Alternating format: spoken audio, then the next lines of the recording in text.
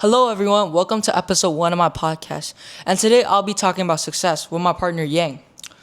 So, first of all, I want to make this clear. Success could mean many things, like becoming financially stable at a young age, buying your dream car, or just having the freedom to travel anywhere you want.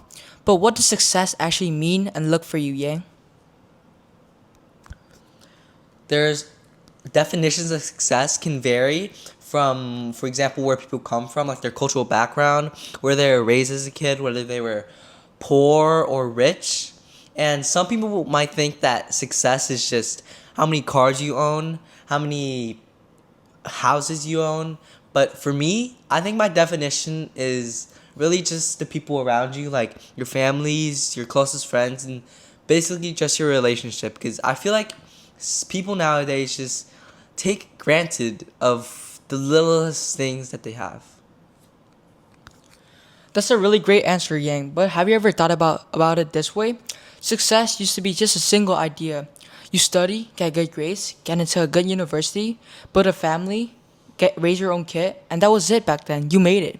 But now, people can branch off many things. It's just not a single idea anymore. It changes for every single individual. And why do you think this change has occurred? That's a good point, Sue.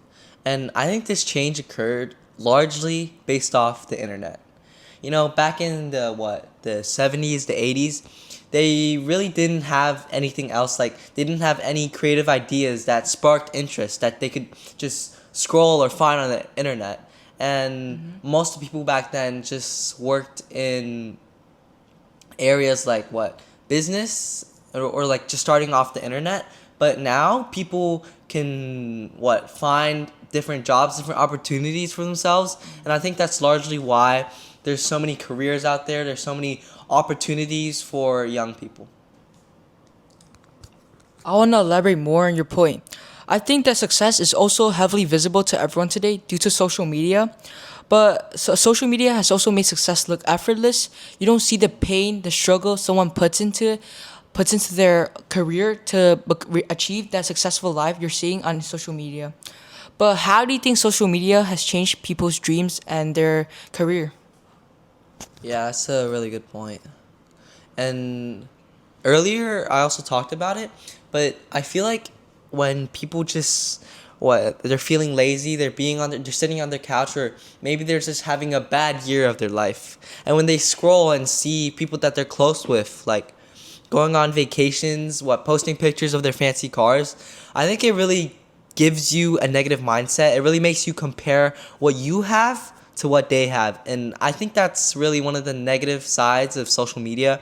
It makes you feel jealous inside your heart. Well, I didn't expect you to come that deep, but with everything being said, do you think the definition of success has changed over time? Yeah, I think it has. I think the definition of success back in the 60s was basically what I stated earlier, how many cars you own, what properties you own. But I think now people have started to realize some just the little things in life. Or success could also be about your sport careers or your passions, or like I said earlier, like your family. I agree with your point because the question isn't just how do I succeed now, it's what does success look for me. However, nowadays, instead of actually figuring out people's own definition of success, people usually end up taking definitions of the word success from other people. For instance, they see someone in a super fancy car that they really want, and they define that as success. But they don't really think about the sacrifices they have to make in order to reach the successful life they're dreaming of. So, what sacrifices have you made in your life in order to achieve something that you want, Yang? Obviously, some sacrifices that I've made in my life could just be my free time.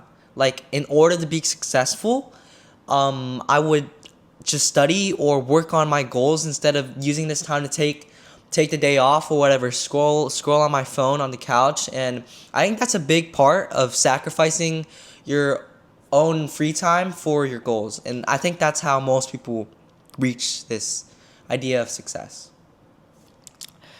So, this might come as a pretty personal question, but do you ever feel the pressure and the need to become successful one day?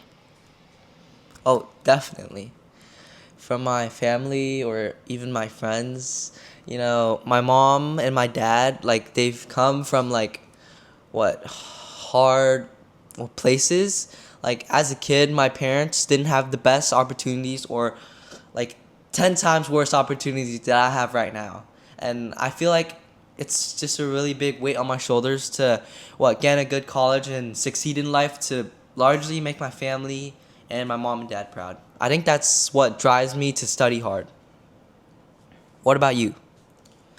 So honestly, I do feel that pressure a lot, but I think it comes from a mix of different places. Mostly internal because I don't want to disappoint myself. I have really high standards for myself and I really want to reach them. So whenever I don't reach them, I feel really disappointed in myself and Emotional? yeah, emotionally. I want to bring up a topic that people don't talk about enough, which is equality.